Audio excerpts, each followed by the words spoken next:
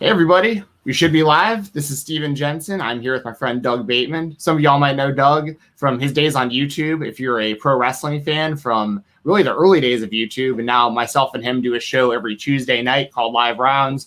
And Doug is an avid fan of professional wrestling and of mixed martial arts and the Dallas Cowboys. So we got a lot of stuff in common, a lot of stuff to always talk about, but we appreciate anyone tuning in today. As always, the super chats will get you prioritized. If you want your predictions read out, if you have any opinions on these fights, anything at all, please let us know in the comments. And once again, all super chats will get read out on the show. Before we get into anything else, man, how you doing today, Doug? Introduce yourself to the people here. Oh, what's up? My name's Doug Bateman. It's very cool to be on here on Fightful with you. And I've been a longtime YouTuber. Big avid pro wrestling, mixed martial arts fan. Like I said, I love the Dallas Cowboys as well. As you can see, I'm a huge figure collector also. So I feel that I can definitely comment on these fights. I'm looking forward to the next two fights. These fights have been good so far. It's actually been an easy night for the judges until this last fight, which I think was fight of the night so far. Yeah, that's the one going into tonight that I was the most hyped up for as far as like non-main event. Like the main event is like that's on paper could be fight of the year, Danny Gang, Korean Zombie. But as far as like a quote unquote people's main event outside of the actual main event, and that totally delivered. Cheeto Vera and Grant, dude, both those guys are just tough as hell, especially Grant for like surviving there at the end.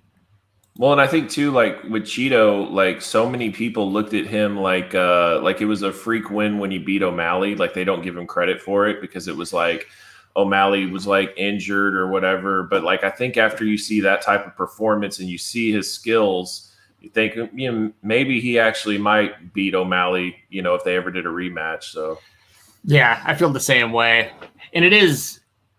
Yeah, the whole O'Malley thing is interesting because like he's shown a lot of he's shown a few weaknesses in his game, but he's also shown a lot of brilliance too up to this point. Like his last fight, he looked phenomenal, and he looked really great in all but like two of his fights, the Cheeto fight and that fight to Andre Sukumtoth, where his leg was like so beat up afterwards he couldn't even like stand there at the end of the fight. I don't think anybody's ever done their interview on the ground like he did in the mat, with Rogan. Yeah, that was classic. So. That really was. But yeah, Sean O'Malley should get a big fight soon. I don't know if he's been announced. He's fighting next pay-per-view. Who's he matched up with? I think what's that kid's name? Look it up. He had struggled for a while and then he kind of bounced back. Man, I can't think of it off the top of my head. But it's a decent matchup. Oh, Louis Smolka. Yeah, that's a good matchup. Yes. That is a good matchup. It's a good matchup. And we'll see what happens. And at first, it looked like he wasn't going to be on the pay-per-view. Like, it looked like that they were going to put him as the prelim headliner. But now it looks like he is going to be on the pay-per-view. So, yeah, that first card that got, leaked out was really bizarre. Like, what they chose to – it looked like they were going to choose to do with that. But they were putting Condon on the pay-per-view, and then they took O'Malley off of it. And then Kevin Lee is still on the prelims, which I'm kind of surprised by because he's facing an undefeated prospect. So, but hey, it's a loaded card, so I get it. Yeah, for sure. Anyone who's here in the chat right now, thank y'all very much for joining us. Please let your voice be heard in the chat. And as always, I want to tell you all about FightfulSelect.com because we got a little bit of time here before this next fight starts up. And Fightful Select is the best way to directly support Fightful. You get my Weekender podcast, which I record every Sunday. So next episode is going to be tomorrow, talking indies and a whole bunch of other professional wrestling organizations. We also have, of course, Alex's Sour Graps. That's multiple times a week. In my opinion, the best one-man show in all of podcasting. You get all the exclusive news from Sean Ross Sapp. You get stuff from Jimmy Dan. So it's totally worth the money. I mean, it's being a part of Fightful Select is an honor for me, and I know we get a lot of great feedback for the service. So if you like what you see here, if you like what you see at Fightful, please consider subscribing over there at FightfulSelect.com as well. Been a lot of news in the world of pro wrestling breaking there lately. So, and just to plug that, I'm actually a member of Fightful Select as well. And what I love is if I'm at work, I can't always just pull up my Twitter or whatever, but I always can check my email and I just start seeing little headlines of what's going on. and it definitely keeps me informed throughout the day. So little things like that go a long way. Yeah, that's a great point. It makes it super convenient because if you're someone like me or you that doesn't want to be like, having to always be completely connected, if you're just checking your email a few times a day, it's just right there in your email, all this news. Yep. And you get an alert every time there's a new podcast that drops too. So really good stuff. What's up to everyone in the chat? I see Jigsaw Kid. I see Brandon rather. I see that guy 101. Up next, we got Alexei Olenek versus Sergey Spivak. I'm so bad with these names sometimes. But we got Olenek, who's actually about to be entering the octagon here in a second. Yep. This dude has, 70-something fights at this point? Let's look at his record. It's definitely up there. 75. This is a 76th fight. Taking on Spivak, who I think he's coming off of multiple wins in a row. Yeah, he's on a two-fight run right now. His only losses are to Walt Harris and Marcin Tybura, who we recently saw fight. Yeah. It's a good matchup at heavyweight. Who you got for your prediction in this one? To me, when Spivak has faced top named fighters, he usually doesn't win. So I feel like this is set up for Olenek to win, but this could be like a one that kind of gets him out of that shell of not being able to beat a top name guy. So we'll see what happens. But I'm going to go with Olenek. Yeah, I'm going to go the other way just because I think I feel like Olenek is he's not looked great in his last couple of fights, and his age and all. I'm on top of all the years, but at the same time, I've said that about him for a long time. There have been multiple times in the last 3-4 years where I've been like, Olenek, no way he can hang with this guy, and then Ezekiel chokes him, and I'm like, oh, okay, never mind. Exactly. I'm a big fan of him. It's just Sergey being I think it was 26 years old there on the tail of the tape. I mean, he's half the dude's age. It's wild. He's a big favorite too. He's minus 270. Makes sense. When they show Olenek's record, it is the most craziest thing. That guy's been through so many fights. 59, 15-1. Yeah.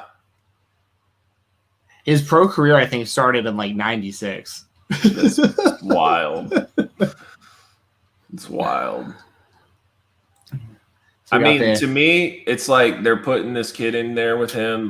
If he can't beat him, then their prospect ideas might not be there anymore. But if he can, then it's okay, and it's fine because Olenek is getting older, and it just they're booking this thing for this kid to possibly win, in my opinion. Yeah, I feel the same way. This is a gatekeeper type fight.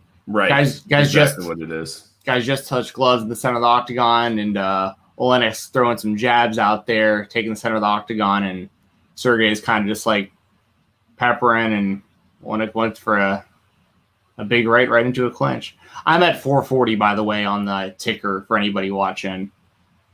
Are you ahead or behind me, Doug, or right on? I'm just a tad behind you. It's a tad. I can stop it to get you caught up. I'm stopping mine. Let me know when you're at 425. Okay. Just give me one moment.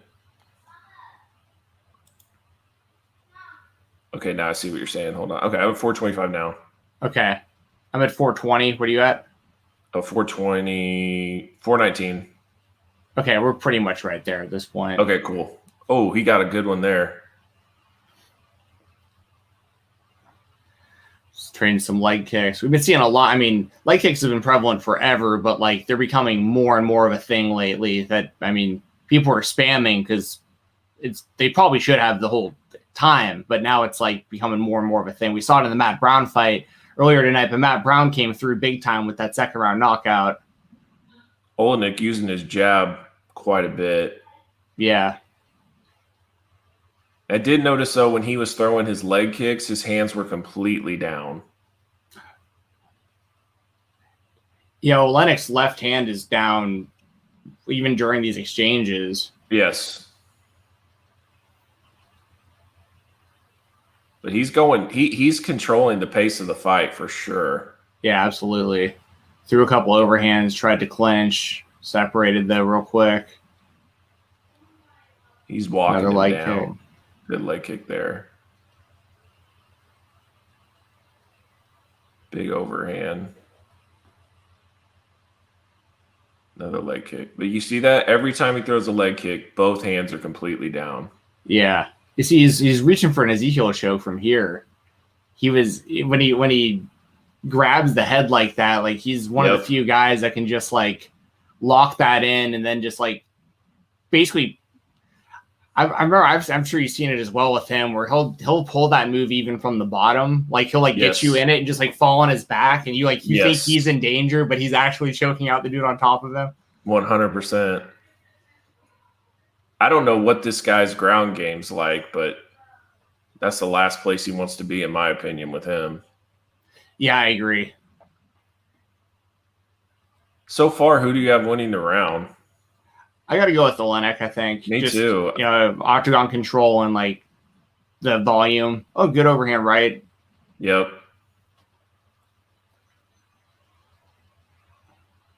Good pace. Yeah, that's going to show a lot too. If Spivak can I don't know how great his gas tank is going to be going deep. What's funny is he's such the younger guy. It should be completely the other way around, but it really should. It just looks like he's already kind of like breathing out of his mouth a little bit. I agree. Oh, good uppercut. Caught him. Oh. See, it's funny because like with Olenek striking, I feel like it's like two big extremes. It's either he's going to like rush in wild and it's going to pay off for a knockout, or he's going to get knocked out because he leaves himself so open, swinging wild like that. Agreed.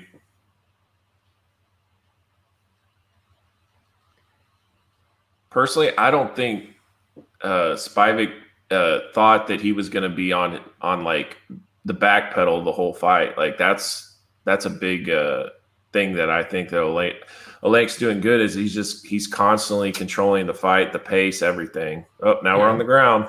Yeah, we got it. 1 minute. Olenek got the hooks in. And got his back. He's working for a rear naked choke or a head crank or neck crank or whatever. He knows what he'll pull off. He pulls out some crazy stuff. And now he's slipping in for the arm triangle. That's his bread and butter. Yep. Oh, full mount. You got 30 seconds here. I mean, this is the best position he can be in. So for Olenek, crazy. It's crazy that he was a minus 270 favorite. I didn't see that at all. I really thought Spivak was going to be more successful on the stand up, and yeah, he's going for a. It was almost Anaconda Vice. That was really close. Oh, back elbow. It's the end of the first round. Working the body just the last couple of seconds. We'll get completely synced up on the next round because I think we're like probably 1 or 2 seconds apart, even though that doesn't make much of a difference. I'll let you know when the next round starts. But yeah, you got Olenek winning that round. I mean, especially with the ground control there at the end. Definitely. And he basically got the takedown, got his back, controlled the pace of the fight, was walking him down most of the fight. Definitely Olenek on that one. For sure.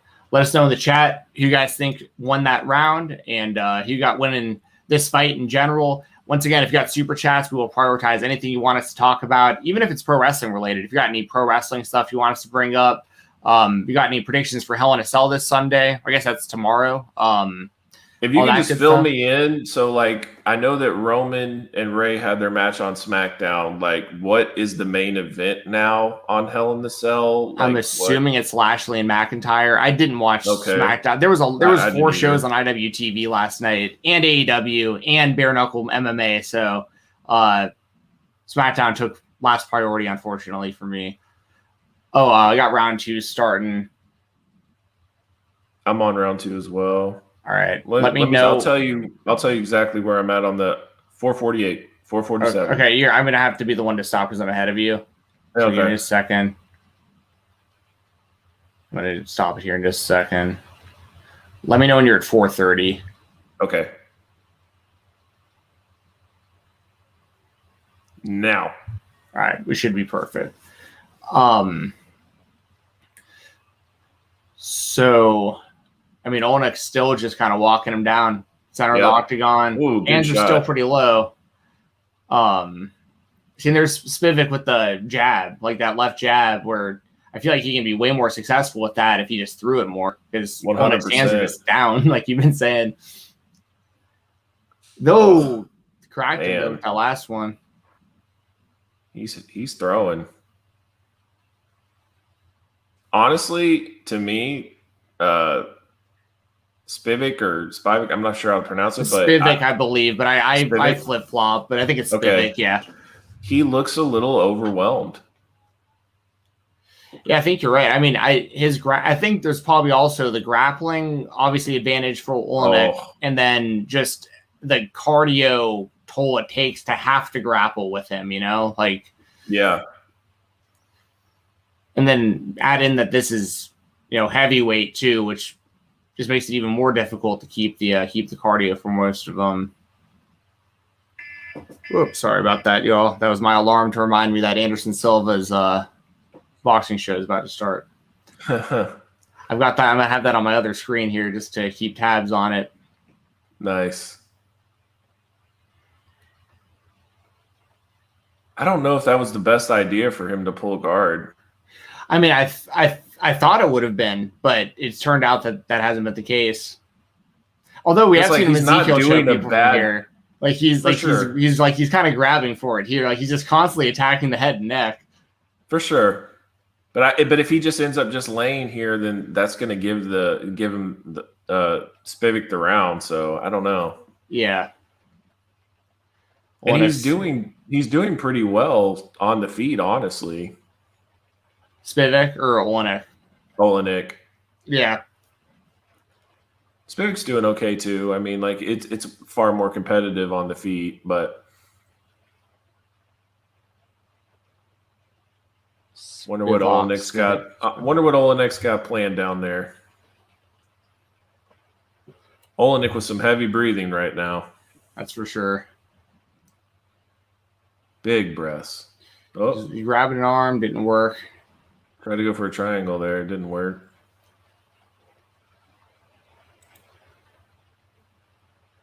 Can you hear the rain coming through? A little bit. Is that yours? That's me. Yeah. All right. It just started raining kind of heavy here. Apologies for anybody. Hopefully it isn't too annoying. It's all right. We'll see you in the truck. Yeah, that's how. Yeah, if my power goes out for any reason, that's happened before. Yeah, me and Doug during our live stream, that's happened before, where like it just started raining like crazy, and then boom, all my power's out. So then I wound up doing the rest of our podcast from my the cellular data in my truck. Ooh, he's laying some shots now. Yeah, Spivak laying it in. Dude, you see Silva earlier tonight with that ground and pound, from guard? I mean, that was cold. Whew. I was really impressed with Cheeto's elbows. Yeah, he cut him big time. Laid him in. Spivak's had good. He's had a lot of success trapping one arm and punching the head with the other. Now he's going for a gator roll. That was different. I did not expect that. Right into a guillotine. Arm and guillotine. I don't see him getting it. No way. Head popped out. Yeah. 30 seconds.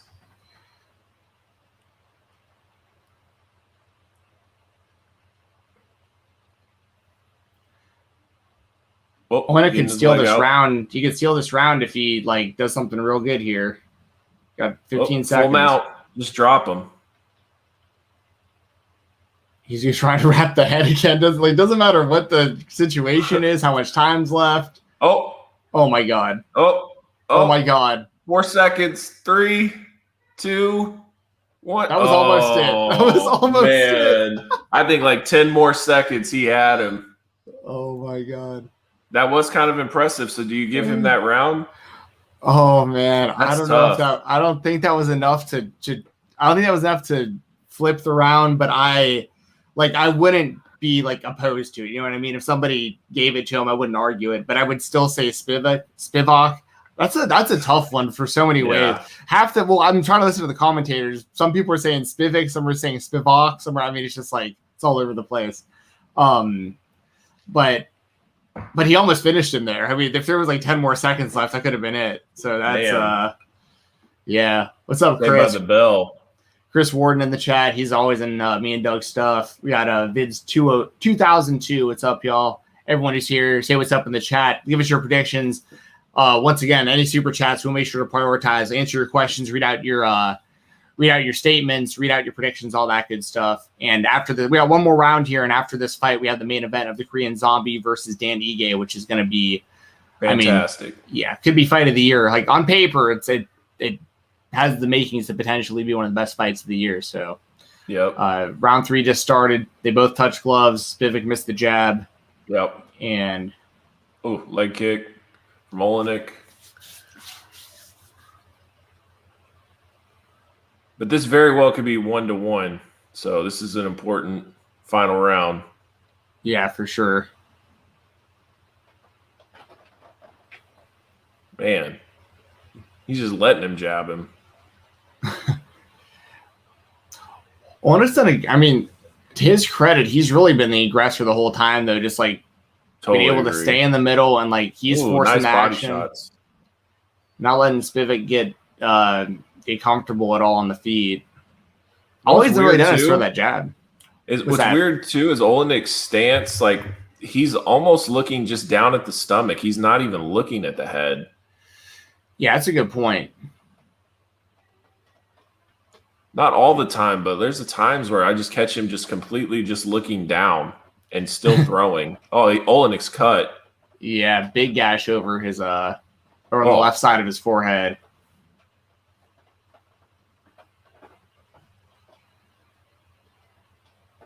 He's got Olenek up against the cage, ran down a good little barrage there, hit an uppercut, a couple hooks. I feel like Spivak is more confident, showing more confidence at this point. Like he doesn't look as overwhelmed. That's true, but now he's got to try to stop this takedown from Olenek. Yep. Not a great takedown attempt, and the referees really encourage them to keep the action going, or I think that'd be a pretty quick breakup. I mean, that was kind of strange, don't you think? Like he went in there right away to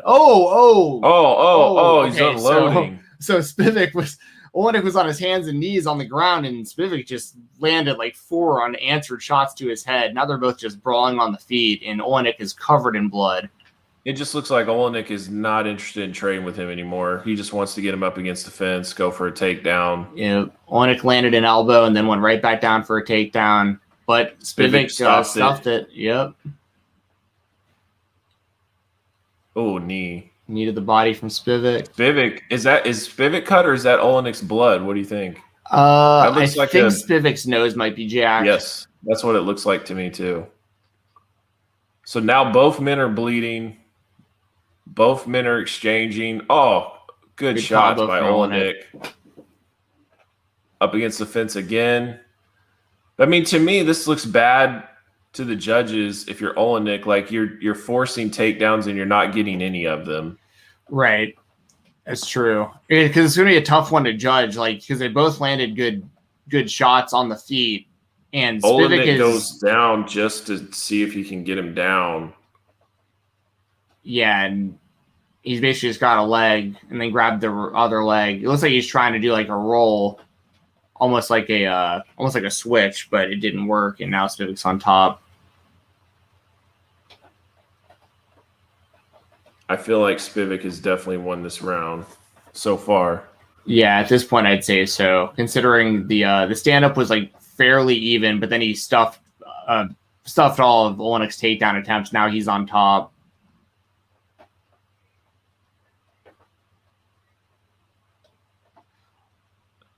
So there's about a minute and 10 seconds left in the fight. Olenek is still working on like a switch or a roll or something to get off the ground, off of his back. And what's going to happen. Like if he's able to turn him, he'll be head hunting. So we'll see how this goes, because he has done nothing on the ground but like just grab for his head. Right now, he is on top, doing damage. Olenek's now starting to fight back. Yeah, throwing some strikes from his back, but Spivak's been able to basically keep position the whole time that he's had him down. So this is definitely Spivak's round. About 20 seconds left. Spivak's still completely in control on the ground. I mean, yeah, I mean, if he landed a couple hammer fists on the ground, 10 seconds left. Up against the cage, too. Spivak's just throwing punches. Yeah, nowhere for Olenek to go. So, yeah, that's definitely Spivak's round. You think that's 2-1 for Spivak? I do, but I wouldn't be shocked if they gave Olenek the second round. So, yeah, so we're both on the same page. Olenek first round, Spivak second round, but it was close, so it could have won either way. And then third round, definitely Spivak. Let us know in the chat what y'all thought. We're waiting on the official decision. And then, of course, we'll be right here for Korean Zombie versus Dan Ige in the main event, which I am pumped up for. Who do you got in that one? I got Zombie. I like Ige. I think he's a damn good fighter. I rarely ever pick against Zombie, just with his style and stuff and his knockout power. And I'm a sucker for seeing a guy who can land a twister on somebody. You know what I mean? I'm a big Zombie fan. And my biggest thing with him was I think it's cool as hell that he did his military time, but imagine everything he would have accomplished in that 4 years in MMA also. It's wild to think that he took that much time off, you know what I mean? But who do you have in the main event? I mean, I'm a big fan of Zombie too. I like Zombie a lot, which makes me want him to win, but I don't know if he's going to win. That's kind of where I'm at. So, I'm torn. I think this is almost a 50-50 fight, honestly. So we'll see, but I'm definitely going for Zombie. If I had to pick a winner, I think I'm going to pick Zombie, but I could absolutely see him lose as well. So yeah, I mean, we have the official decision right now. Buff reading it out. Unanimous.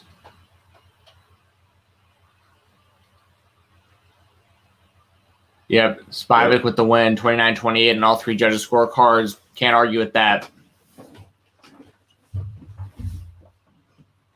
It always cracks me up. Yeah, Bisping's in there to interview him, but when you messed up is when they don't give you a post-fight interview, unless time constraints. But otherwise, Dana hated the fight, and you don't even get a post-fight interview. The winner, that's you need to be nervous. That's very true. Wonder what I'm trying to hear what he says here in the post fight, or what his translator says, because I don't know his language at all. He just gave some answer that was a minute long, and the translator said one word. There's no way that.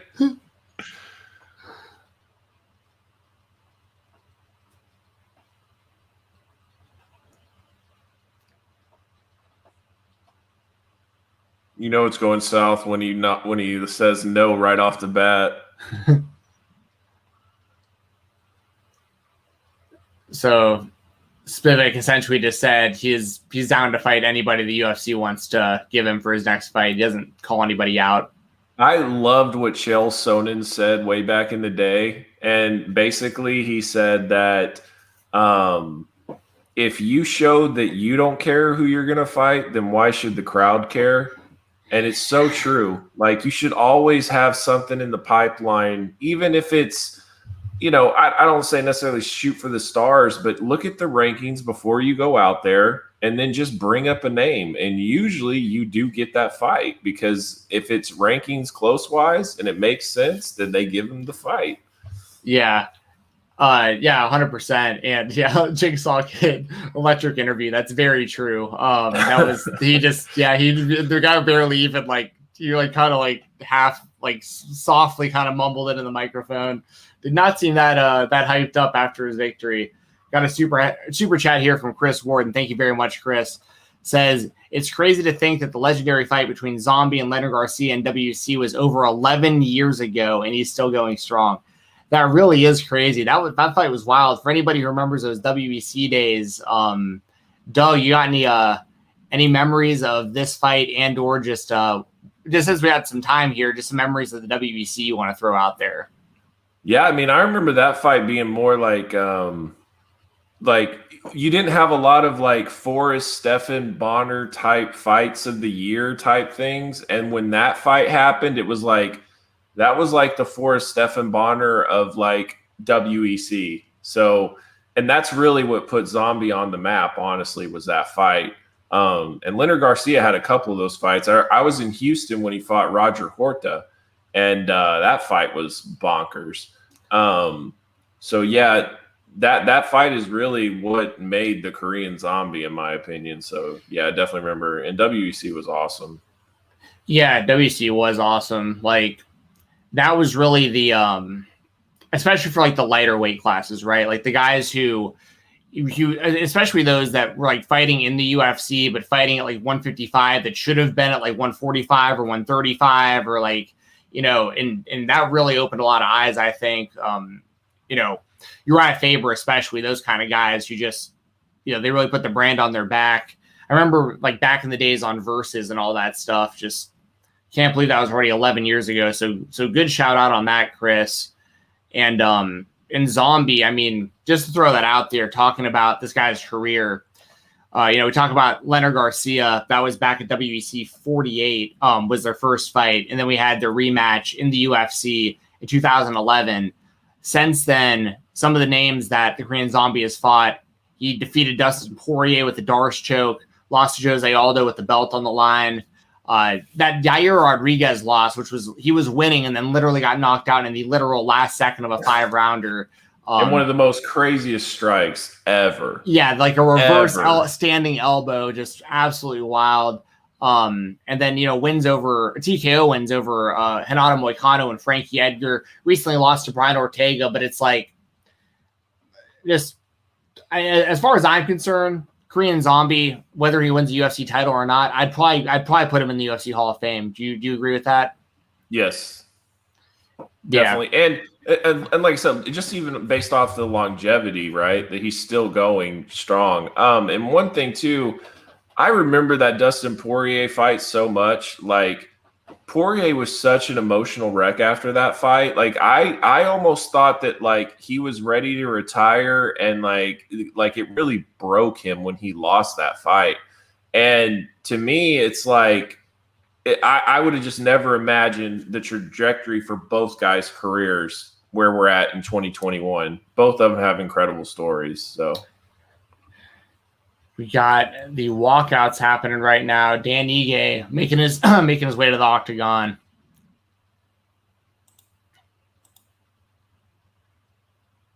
Yeah, that's wild with Poirier and Zombie, them fighting at 145, and like Poirier is fighting all the way up at like 170 now for some fights. Like, I mean, that's right. Oof. Not only that, like fought Khabib, Max Holloway, Conor, like just bonkers, man. Yeah.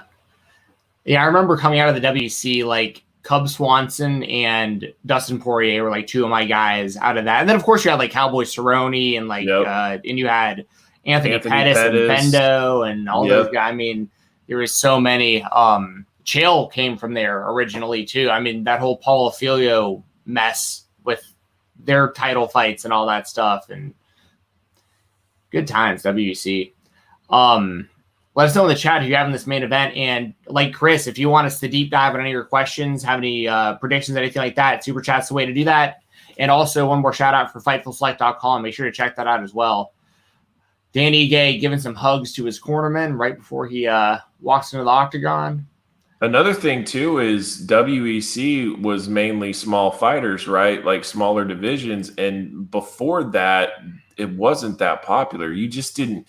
It was like 155 was the max you would ever get in fights, and WEC helped move that along. So it definitely was a trailblazer in a lot of ways as well. Yeah, 100%.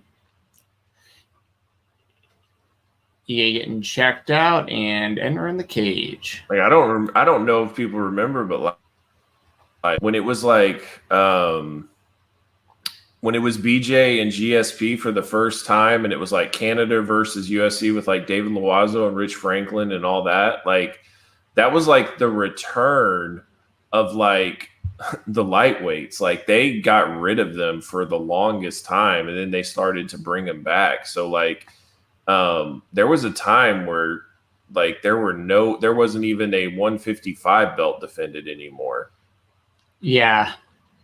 Yeah, there was that. The history of the lightweight title is wild. I actually wrote a video for MMA on Point years ago that like y'all can still find it on YouTube. It's like the history of like what it heavily had to do with like what happened during those years, like when like the belt wasn't being defended and like who was kind of really considered the lightweight champion even outside of the UFC and all that stuff. So that was that was a whole thing. And now we got Korean Zombie coming out to, of course, Zombie by the Cranberries. Yep. Iconic theme song. Definitely. I wish we could play it here for you, but we can't because don't want to get kicked off YouTube.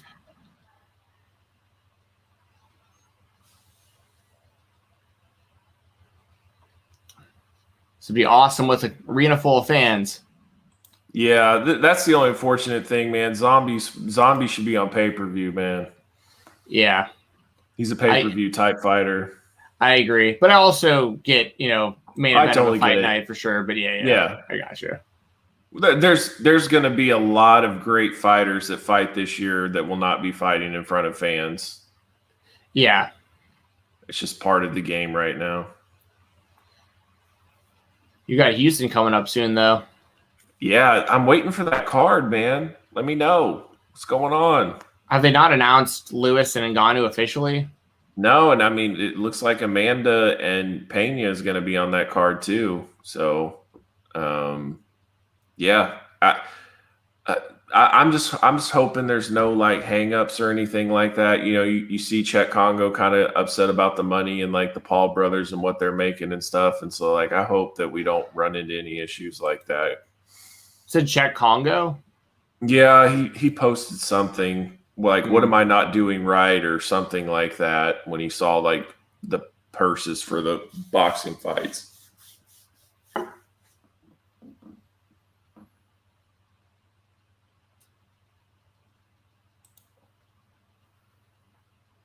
Korean Zombie in the octagon. Ooh, this fight's going to be nuts. This one's either going to be over in like the first round or it's going to be like a 5-round, just absolute war. Yeah, I'm not going to be able to do the best play-by-play on this thing. It's going to go all over the place, but we'll do our best. We'll get synced up on the time here once the fight actually starts again, because I know that I skipped ahead for a second. It's all good. Korean Zombie 34, Ige 29. Everything else is virtually identical. Yeah, same height, same weight, just a 1-inch reach to Zombie, the 1-inch advantage.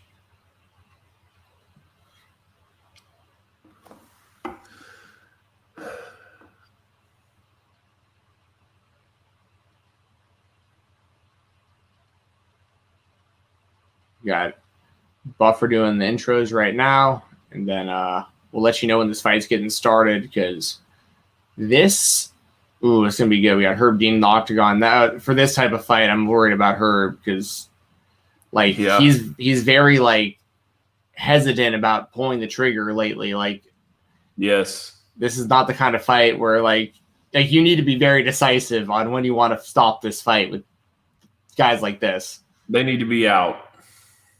Yeah, or you have to like make the call. Like, you can't just like half get in there and then like one of the two like looks at you and the other one just just comes around with the combination. Like, he bumped into some fighters a couple months ago, I remember, and like they just stopped fighting. One of them stopped fighting because they felt him. They thought he was ending the fight, but he just like ran into him. Like, he didn't wind up ending the fight. And it was like a whole mess. We got Dan Ige getting his introduction right now. 15-3 MMA record. He's the favorite. Yeah, Brandon in the comments, he has a good point. Fighters on the undercard of Mayweather event got little as $500. Average UFC purse is 10 to 15K a fight, and that's the thing is like they don't ever talk about the undercards. The undercards is really like it's spread out, and it helps the UFC definitely be able to have way better shows. And in boxing, literally everything goes to the main event, and they are one fight shows for the most part. Got Zombie getting his intro. I think it's at 16-6 for his record. He's the underdog slightly. I'm surprised that he's the underdog, considering. I'm not shocked, man. Like I feel like that we have so much love for him, but I mean, he's on the rise. You know what I mean? Yeah, but he had trouble. I mean, with good fighters like Calvin Kattar and Barboza. Yeah, Barboza. Yep. I mean, those are two very good fighters. Oh, for sure. But I mean, Zombie lost to Ortega. I mean, it's like, yep, I agree. Ortega's and Yair. Yeah, and Yair, like, that's just a whole other conversation. Like, hopefully he's back soon, because I don't think we've seen Yair since his knockout of Zombie, but he's okay, Steven, let me know when you need me to let you know where I'm at. I'll give you a time here in just a second. Let me know at 4:50. I've already passed that. Oh, so I'm actually ahead of you. Where are you at right now? I'm at 4:42. Okay, stop yours at 4:30. Or sorry, 4:20 if you can. Okay. You're stopped at 4:20? Not yet. I'm not that far. Okay. I'm like at 4:31, 4:30, 4:29. Okay.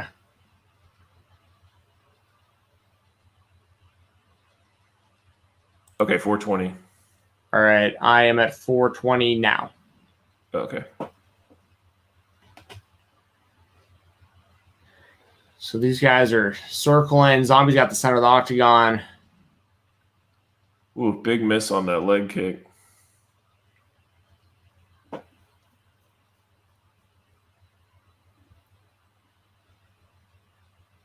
I love that this is 5 rounds too. Yeah, for sure.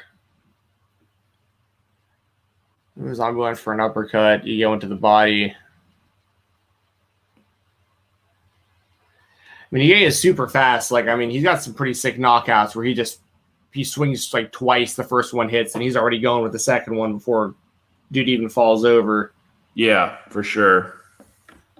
Oh, landed a left to the forehead of Zombie. Zombie might have landed also, but I couldn't tell. Right.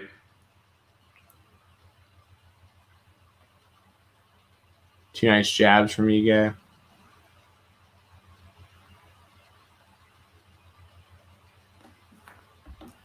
Shot to the body from Ige. Nice punches there. Oh, yeah, it was 2 lefts. There you go, Zombie. Zombie looking for the takedown. Gets it. Zombie on top. Does that surprise you? Yeah, a little bit. Although we've seen Zombie do some incredible stuff on the ground. I mean, I know I brought up the twister already, but like, right. This is because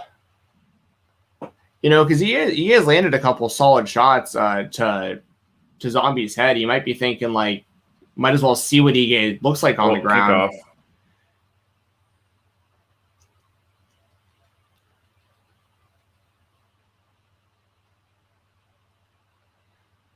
Side mount.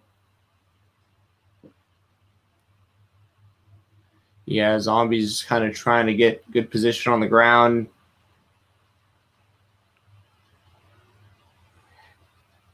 Yeah. Kind of grabbing his head. No one's really in any like real trouble. Unless Zombie, I guess, like really locks it in and jumps to his side or something, but right. I don't think Ige is really, because there's definitely space between Ige's chin and Zombie's shoulder. Oh. Wow. Nice little scramble there. Yep. Both are back up to their feet. Get a little respect dap. Yep. Zombie threw a right hand, got blocked. Oh. Oh. Exchanging a couple strikes. Zombie with a good left hook. Leg kick.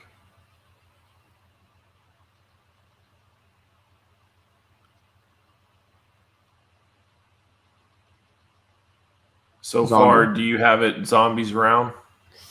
Yeah, especially because of the takedown. Agreed. And he was able to maintain position for a while.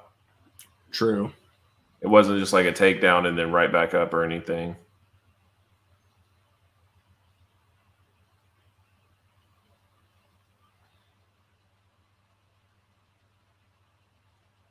Ooh, he landed a left there in that flurry, I think. Look at Zombie's cheek. It's red. Yeah. Oh, Zombie went for a body kick, but it got blocked. Yep.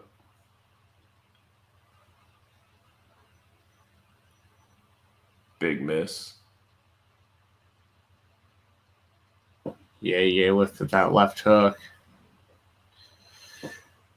All right. All right, round one. In the bag. I mean, if you're a Zombie fan, you got to feel pretty good about that round. Like, I definitely think he won the round. Things are starting to open up and all that. So, yeah, that's dope. Yeah, good round. I agree. We got Zombie in the first round. What do you guys think? Let us know in the chat. Who won that first round, Zombie or Ige? Round 2 coming up next. Super chats, I will make sure to read your predictions out if you want to send those. If you have any comments, anything else, anything pro wrestling related, anything you want us to read out, I will make sure to do that for you. Ige is getting talked to in the corner. He's doing his breathing exercises. Looks like he might have a little bit of a bruise under his left eye, but like nothing bad, nothing bad at all. But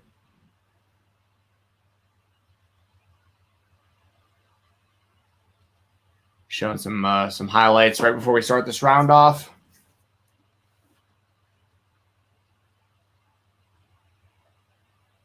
But yeah, based on the highlights, it definitely looked like Jung with the win on that round.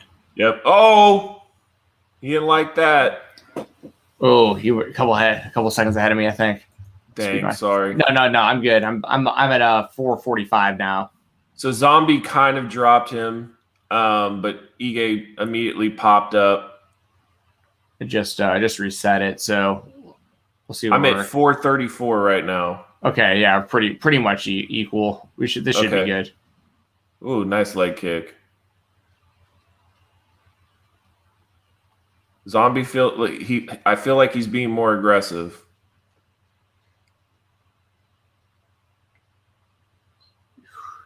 Yeah, I mean, these guys they're swinging to finish. I mean, like I don't see this one going 5 rounds. I mean, both guys are super tough, but ooh, Ige with a big shot. Yeah, nice looping left or right hook rather. After holding his foot from a leg kick. Exchanging leg kicks.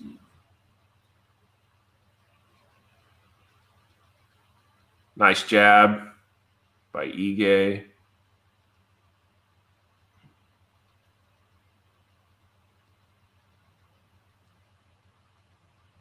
You can tell Zombie's really loading up for something. He's kind of like... You know what's funny about Zombie is like you can't really tell his personality like when he talks and stuff, but it comes out in fights. Yeah, that's true. Like he has a charismatic side to him. You know what I mean? Yeah, it came out a little bit during his build-up to Ortega, like more than I expected it to. Well, and he had like his buddy that got into Ortega, and then Ortega punched him or whatever at the fights or slapped him. Yeah, it's that rapper that kind of spilled out. Yeah, Zombie's manager, I think he's still his manager. I'm not sure, or one of his associates is like he's a big time rapper over in Asia. I just can't think of his name. Yeah.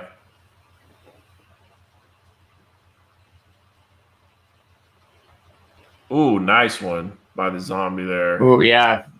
Right hook connected. Followed up, going for a jab.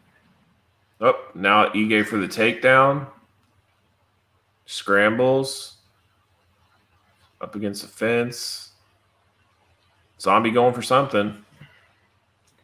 Yeah. He literally just, oh, wow, yeah. He got out, but yeah, it was like almost a Kimura without like. Well, like he's just going to break his arm old school style, like just wrench that thing all the way.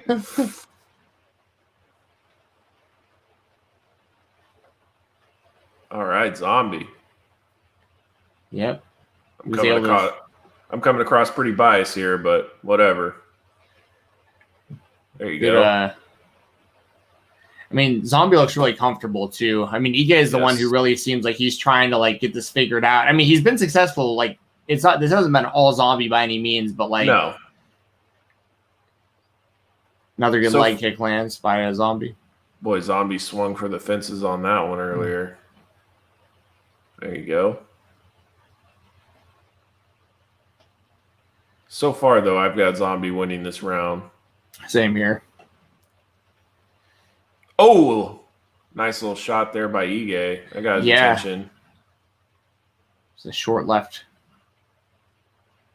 Ige going for a takedown again. Stuck up against the cage. Drops down, trying to get like a double, but it's not. Zombie's done a really good job with the takedown defense up to this point. Ooh, clinch. Yep, Jung used the clinch to reverse Side position. elbows, watch out. Travis Brown elbows. Oh, now he got his back. Wow. Yep. Wow, and a scramble there. Ige was trying to grab an arm. He's trying to flatten him out.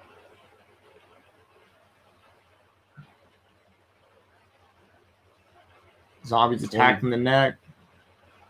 We have about 20 seconds left. See what Zombie can do.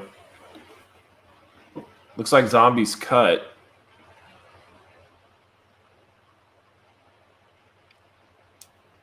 Ugh, that's on the eye. Looks like the eyelid. Yeah. I think he's okay with the position on that because I think it's to the side of his eye, but that's definitely worth keeping an eye on. Dad joke in the house. Yeah, I did not mean for that to even be. So yeah, I've got it 2018 for Zombie after 2. You're with me on that, Doug? Agreed. Yep. Yeah, let's see where that cut is. That looks pretty. It looks like it could be in a bad spot. That'd be the worst way for a fight like this to end. It's the worst way for every fight to end, but agreed. Oh, it's headbutt too. That's even worse. That causes so many cuts. Yeah, that's just, and it's just nobody's fault. I mean, like, obviously, I'm not like mad at Ige for that at all, or Zombie. I mean, that's just an unfortunate. I mean, if he hesitated and not tried to go forward, that could get him knocked out in this game. Like you can't think, you just react. You know what I mean? 100%. So it's definitely nobody's fault. It's just unfortunate, but looks like we still have a fight. So let's go. Yep. This round's about to start. We'll get synced up again because I hit a couple buttons and screwed my thing up. Let me know what time you're looking at. I will. Oh, Ige charging Zombie. Zombie firing back. I'm at 450. Okay. I'm ahead of you. Zombie with the takedown. All right. I'm going to tell you when I'm going to let me know when you're at 430. Okay. Yep.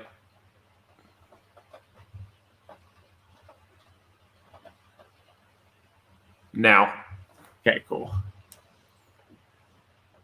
So Zombie controlling on the ground in full guard.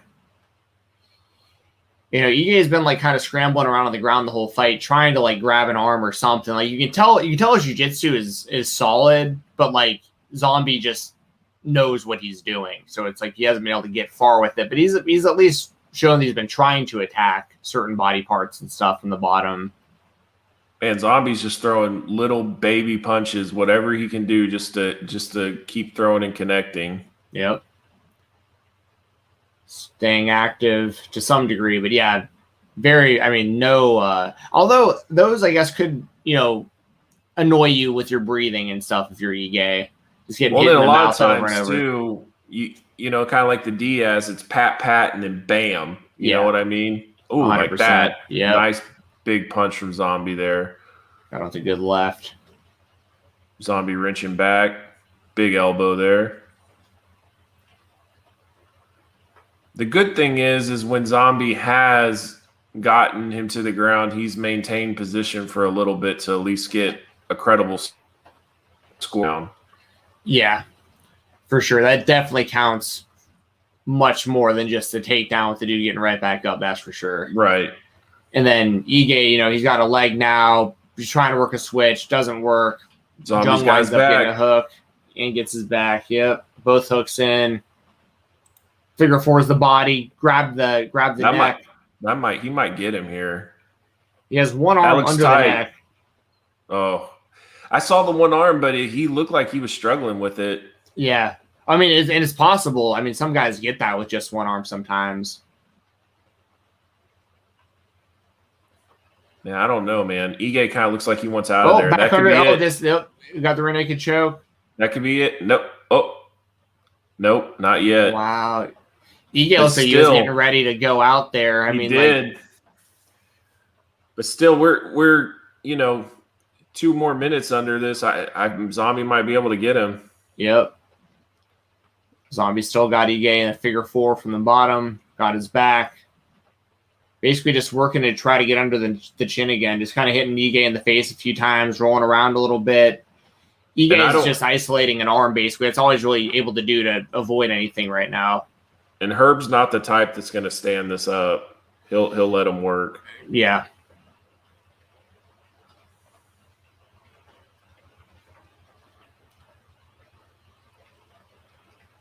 It does look like Jung's cut is like right over his left eye. So that is not a great spot. But luckily it isn't bleeding right into his eye in this position. Ige landed a nice shot from behind him. He did. What's crazy too is, Zombie's ranked 4th. I mean, if he wins this fight, I mean, he's right back in there. Yeah. Yeah, he just has to kind of see how things play out. I mean, both these guys really do because of the positions they're in with like Ortega being ahead of them and the title shot coming up. And then you got Yair whenever he comes back. I mean, Ige's definitely had good defense. I give him that because he's been in trouble a couple of times. Yeah, he's been getting completely dominated, but he has been able to not get submitted. A lesser fighter would have already gotten rear naked choked by now. 100%. And I mean, if this was a 3-round fight, I mean, it's 30-27 all day to me. Yeah. Oh, yeah, I agree. You could even argue. I mean, I like 10-8 rounds. I like people scoring 10-8s if it's consistent. Like, this is a kind of example of, like, I think a 10-8 here would be good, but, like, it will be a 10-9. But, like, yeah. I wish they used those 10 points. Zombie's got the choke in, but he's not under the chin. Not under the chin. He was trying to get a neck crank too. It looked like. Well, that's the end of the 3rd round. Clearly another round for Zombie, so he's up at least 30-27 at this point. I imagine, even if one of the judges rather gives Ige one of these rounds, it should still be Zombie ahead. If I'm Ige's corner, I'm telling him he needs to go out there and get the finish. Like, especially before he's 100%. Like completely gassed. He's going to be completely gassed by the next round if they keep this pace up. He's already breathing real heavy.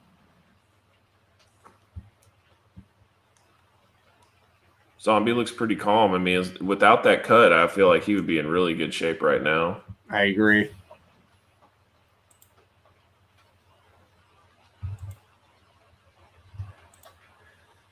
Man, how crazy is this Saturday? Like, you've got the Anderson Silva boxing match, GCW. Like, there's a lot of stuff going on. And Triller would have happened tonight too.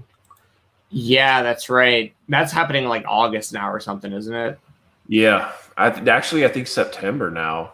Wow. De La Hoya's got to get in like ring shape. Him and Belfort. That's wild. Fifth round just started. Never would have thought that would have happened, but we're in the era of boxers versus MMA fighters in boxing at this point. We really are. I watched Masvidal's Game Bred. Yeah, how was that? Night. Because I don't like bare knuckle fighting, but because it's bare knuckle boxing. But how was bare knuckle MMA? It showed a lot to me about just like. I mean, it wasn't like a great show, but it's one of these things where like when you watch it, you're like, it makes a lot of sense. There was a lot of submissions. You know what I mean? Because like the guys had the option once they got uncomfortable. Because in that game especially, you take one punch to the nose, like your nose is broken immediately. Like you're immediately like thinking of like Plan B during the fight and stuff. And and it was good to see them have, because like in the main event, Bennett, dropped. I'll keep wanting to call him Hick Diaz, but I know it's Jason Knight. These guys' nicknames are like just kill me. Felony Bennett, Crazy Horse. Yes. But he clipped Knight in the first round, and then Knight was able to just like get his back and get a choke. You know what I mean? So in bare knuckle boxing, we just had to stand there and just keep swinging and hope that their hands don't just break and their faces don't just break. And so I enjoyed the bare knuckle MMA. I thought I think it forces them to fight a lot smarter because they don't consider their hands being protected. Right. Well, I'm at 3 minutes and 13 seconds. I'm right there with you. So we've got, I mean, these guys are still just kind of going back and forth. Did you notice that you see those tweet responses, and a lot of these have them 29-28? I don't see it that way. They think the first round was really close, but I thought Zombie definitely won the first round. Yeah, that's interesting. Some do have 30-27 though, so I mean it's not like it's universal, but I just thought that was interesting. Yeah, no, thanks for bringing that up. I guess I'd have to rewatch it. I mean, the beginning of the fight definitely was a lot closer, but like the last round was clear as day, Zombie, and I feel like the second was pretty clear also. Both the second and the third had Zombie getting takedowns, so the cut's back open on Zombie's left eye. Actually, I think he got a takedown in the first. I'm not for sure, but yeah, I just think he's won all three.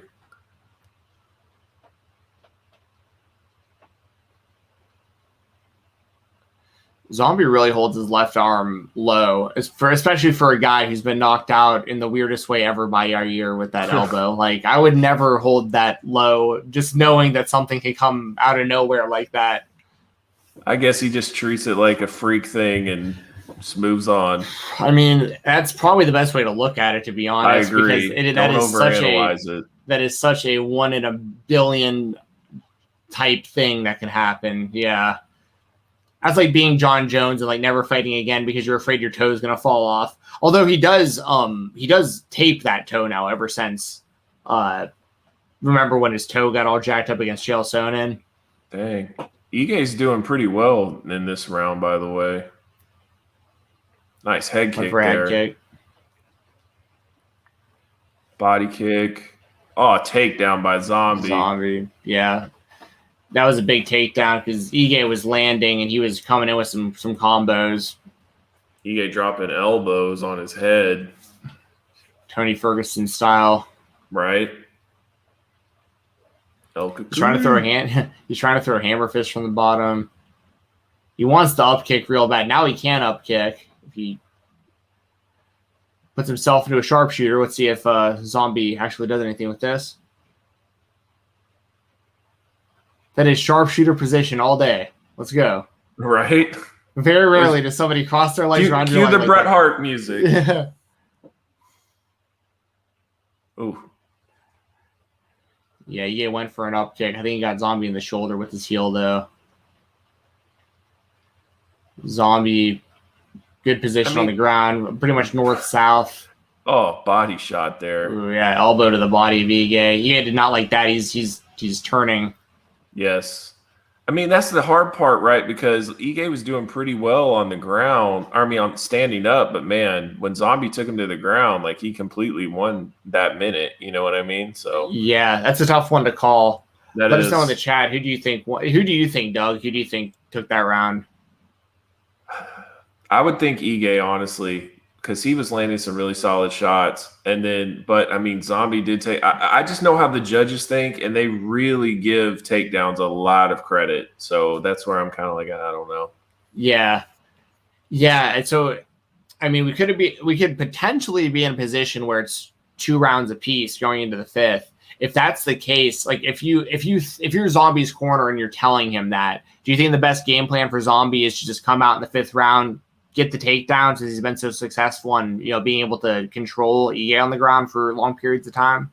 Yeah, I mean that. I do think that's kind of playing it safe. Why is Zombie sitting down? That's interesting. Okay. He had no stool, no nothing. He was just sitting on the mat. Man, I just can't see Zombie playing it safe, but definitely the smartest strategy: get a takedown, dominate for the 2 or 3 minutes to win the round. Yeah, but yeah, they're swinging. Oh, Zombie lands. Got Ige off balance. Yep. Nice little jab there.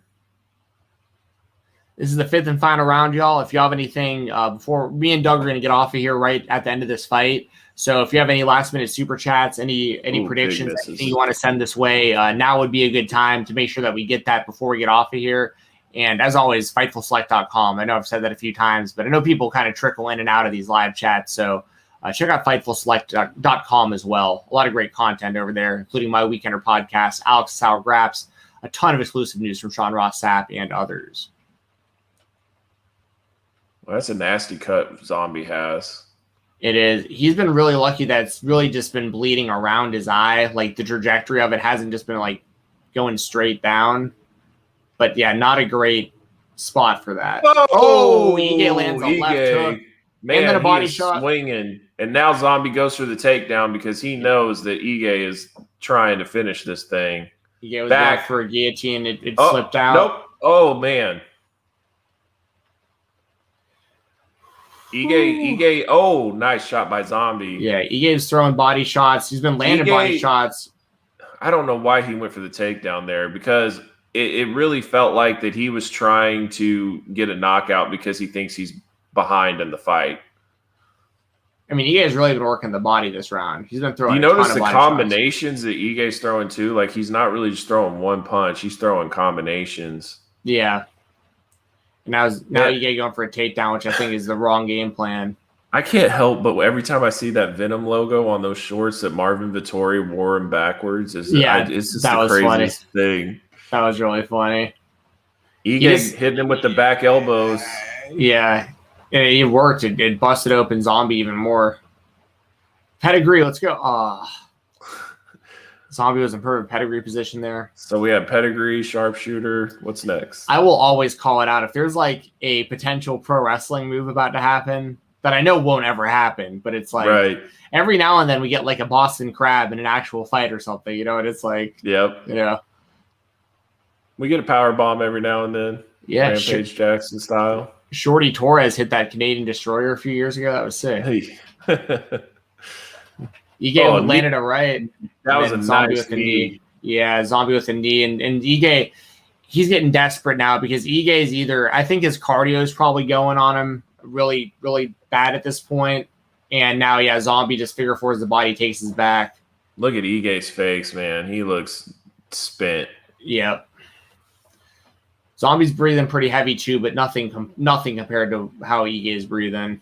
Agreed. But Ige was winning this round up at this point. So, this is going to be – I mean, Zombie, I think, really has to control this. I mean, preferably for him, he'd find a submission here with a minute and a half left. But because neither of these guys – like, you don't want to leave this to the judges, either of these guys, because this is like – even though I have Zombie winning at this point because I have him winning 3 rounds already, this – like this definitely could be close on the judges' cards. Zombie going for rear naked choke, but doesn't get completely under the. I feel like this is going to be the story of the rear naked choke. Is Zombie's going to come close multiple times, but just can't close the deal. Yeah, we've seen a lot of that. Ige's done a good job though of defending it. Like he's been almost in it a few times. Zombie's just done a great job of keeping the body figure forward. Ige hasn't been able to turn and get out of there. And I mean, like, Zombie does not look like a guy that's been around for 10 plus years and is 34 years old. Like he looks really good. Yeah, he does. He is doing everything he can from the bottom. He's literally just. It looked like he was almost punching himself in the face. I think he was punching Zombie's arm to try to get him off his neck. I think he's willing to punch himself in the head a little bit to get to Zombie at this point. So yeah, it's like chewing your own arm off to like get unattached to something. He's like, right. All right, so that's the fight. We're gonna have the scorecards.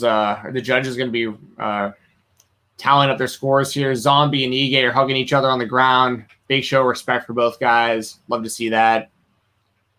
Let us know in the chat. Who do you think won this fight? I've got it Zombie.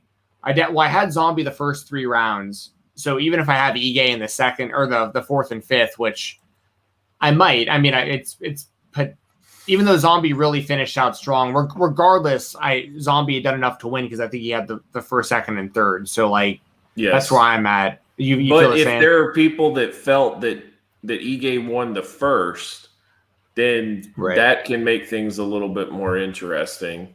But I mean, Zombie won this fight, man. And you can also say Zombie won the fifth there. I mean, depending on how you look at the ground control at the end and the submission attempts and the figure 4 on the body for as long as he had it and everything.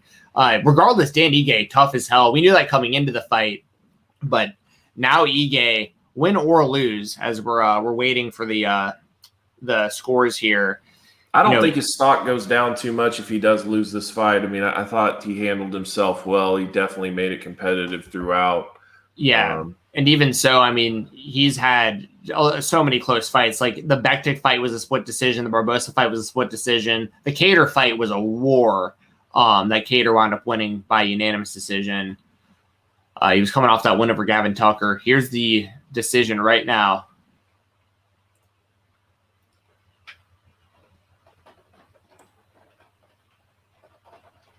Unanimous decision. Zombie all day. Zombie. Yep. Korean Zombie gets the win. Good for him. Rank number awesome. 4. Rank number 4 coming into tonight. Who is the ranked ahead of him? Do you know? Let me look it up real quick because it's going to be like Volkanovski, Ortega, Yair, and there might be someone else up ahead of him. Well, there would have to be someone else. Yair's tough because like his fight just got canceled, right? And so like, what do you do with him? And then you also have Bektic. Max Holloway, he's got to be up there. Yeah, Holloway is ranked number 1 underneath Volkanovski still, which makes sense. So yeah, it's Volkanovski's the champion. Then number 1 ranked is Holloway. Number 2 is Ortega. Number 3 is Yair. Number 4 is Zombie. So honestly, like they're at a point where they're gonna have to do like Zombie and the Yair. If they want to run that back, that'd be fine. Yeah, I almost if it was the other way around, like Yair was injured, like Zombie and Holloway would be crazy too. Yeah. I mean, Holloway's in a tough spot. Where is Cater in that? Where is Cater in the rankings? He's ranked number 5. And then I wouldn't be surprised if they tried that one. Jung and Cater. Yeah, I like that a lot too. I actually was calling for that fight after Cater's last win because I consider him to be the American Zombie, Calvin Cater. Yeah.